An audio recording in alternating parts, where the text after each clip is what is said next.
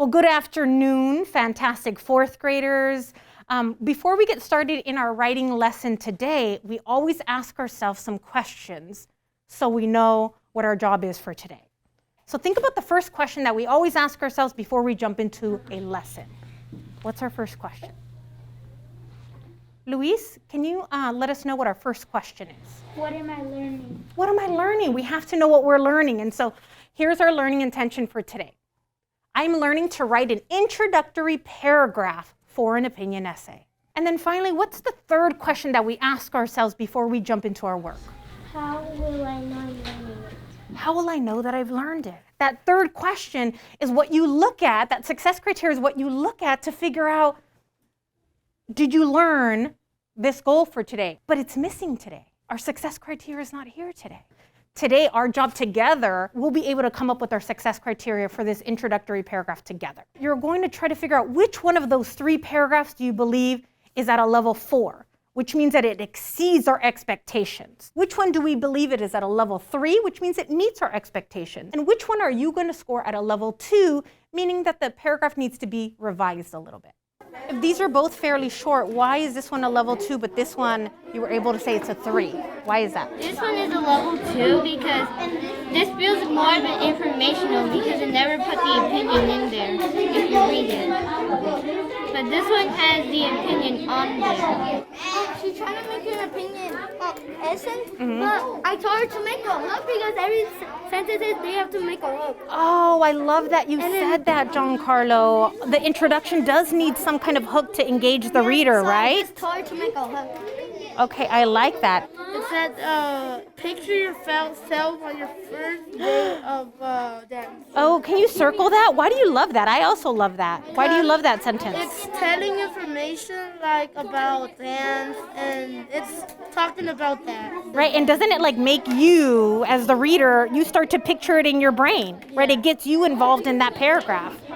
I think, I would like to add something.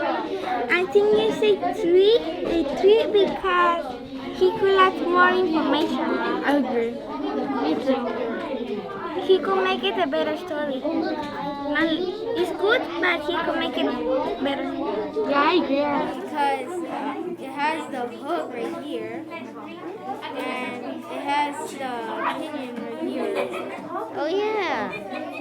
And that's why I think it might be a 3.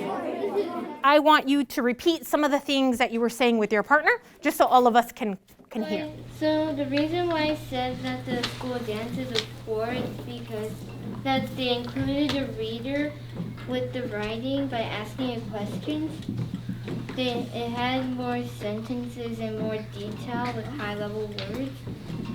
Then appears at the end, like you're ending the sentence.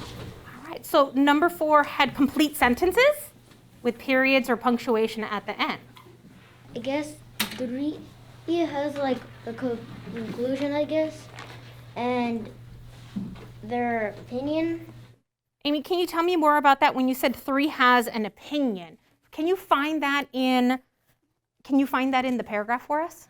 That says, my favorite author is J.K. Rowling. So going along with what Amy's saying, Adrian, you have something to add to that? That the author clearly stated their opinion because at the end he put that that's what he believes.